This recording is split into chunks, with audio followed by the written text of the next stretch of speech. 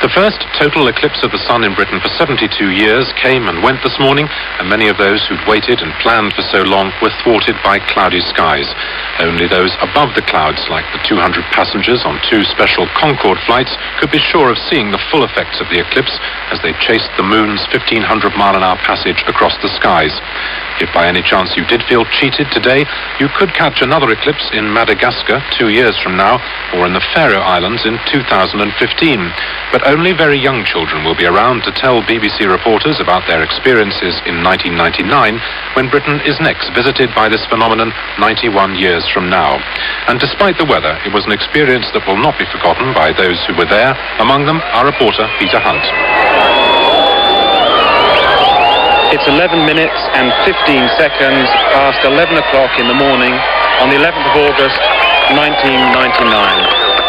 And as you can hear from the cheers, the applause and the whistles of the people near me, the total eclipse of the sun here in Cornwall has begun. It's an extraordinary natural event in my life and in the lives of the thousands of people gathered around me. It's almost pitch black here on the beach. Nighttime during daylight. All we can see are the lights of the cameras as people photograph what little there is to photograph, and the lights of the vessels out at sea. But unfortunately we can see little else because of the low cloud cover. If there wasn't cloud, we would have been able to see the moon passing across the face of the sun, blotting out virtually all its light, and all then we would have seen, but for the cloud, would have been the normally invisible corona, the incredible hot outer layer atmosphere of the sun. But all of that is obscured because of the cloud. And so people are having to rely on a TV screen which is up on the mountain near us, and that is relaying pictures from a helicopter up above us, and that is showing people the total eclipse. That's what they are having to rely on because there is nothing else that they can see here. It's quite a spooky experience, quite an eerie experience to be standing here talking during the daylight, but it is now pitch black. The only light, as I was saying, is the light of the vessels down on the sea, the odd camera light and the flashes of the cameras photographing the event. This is a family occasion, really. People standing together, some children being hugged by their parents, maybe a little concerned by what they're experiencing. They've been gathering here for days and days. I imagine for some there will be a sense of disappointment because they won't have been the full experience that they were hoping for. But for others, I think they all feel that it was worth it because they've joined in an event and they were here. And now the total eclipse has ended. It's 11:13:21, and almost as quickly as it happened, the light has come back. And it's amazingly daylight once again. And once again, the applause of the people here. That's the last total eclipse here in mainland UK for this millennium. The next one, the 23rd of September 2090. I'm unlikely to be alive then, but it's a memory that will live with me and for the many people here for the rest of their lives. Peter Hunt reporting from Falmouth in Cornwall on 2 minutes, just over 2 minutes of history. As the eclipse swept across the world, countries came to a standstill as people congregated outside to catch a glimpse of the sun's temporary demise. But with such a big build-up and so much bad weather, did the event live up to expectations? The World of One has been finding out.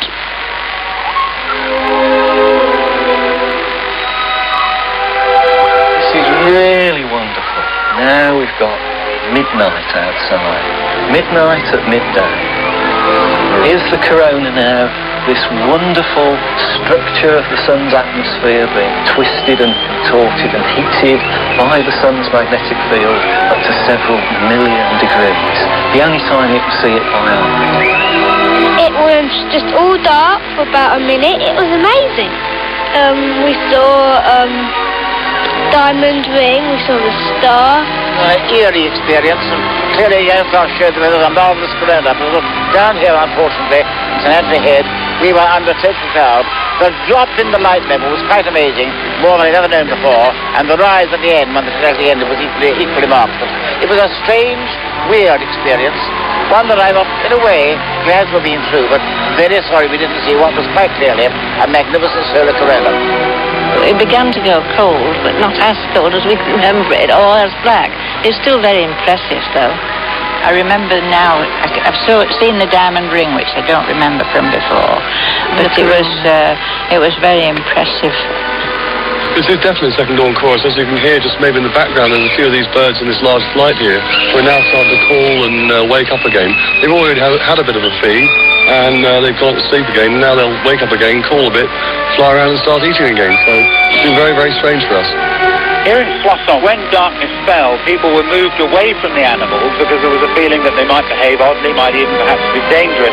But I have to say that nothing untoward happened. Indeed, nothing much happened at all. The animals simply looked as if they were preparing to go to sleep in a quite sensible fashion, and that's what one or two of them did. The chickens sort of stopped clucking, and the donkeys stood very still, and so did the cows. And then when it got light again, they just seemed to wake up again.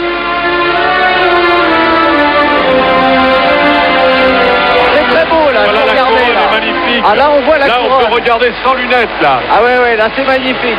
Là c'est-à-dire qu'on peut enlever les lunettes. Ah oui il faut pas mettre les lunettes. Oui allez-y. On a tout là. Là tout le monde a enlevé ses lunettes évidemment puisque c'est un moment où l'on peut regarder sans les lunettes. I'm in a little village right in the centre of the path, actually perched up on the roof of a thatched cottage watching it. It's just past the sort of centre now, so it's getting light again now.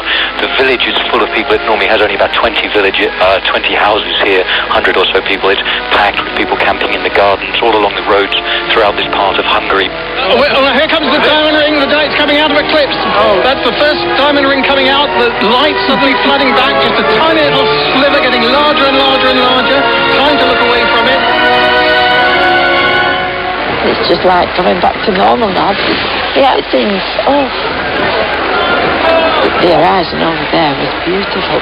Just stood in the shadow of the moon. I mean, I can't say more than that. It was travelling over our heads at 2,000 miles an hour. Everything went dark. There was this eerie twilight around us, 360 degrees. I'm so moved. It was the most amazing experience of my life. It was just utterly wonderful. You can't really imagine.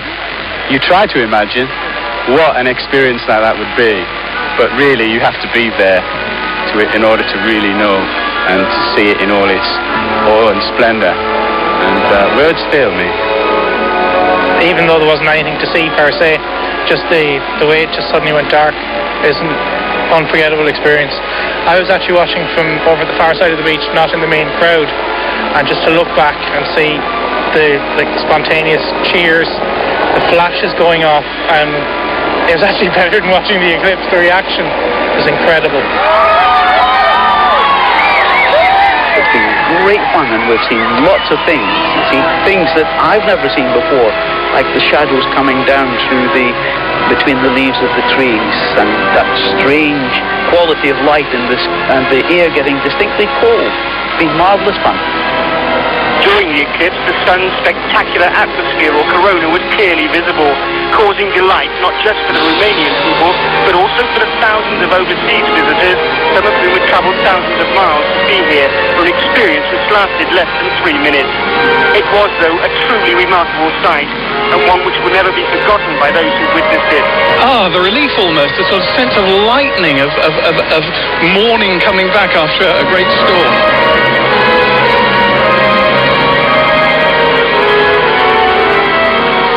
A radio picture of the eclipse, no cloud worries here.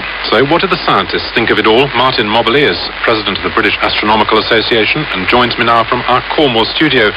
Martin Mobley, did you learn from it? Was the cloud so bad that you lost a lot of the hoped-for scientific observations? Well, unfortunately, we were clouded out. There's 600 amateur astronomers currently at Truro School, and we'd been planning this meeting for several years. But we know what the British weather's like, and we're hardened to disappointment. Many of our observers go to solar eclipses all around the world and occasionally clouded out. personally, I've been to 5. I went to Hawaii in 91 and was clouded out, but I've seen 3 eclipses since then.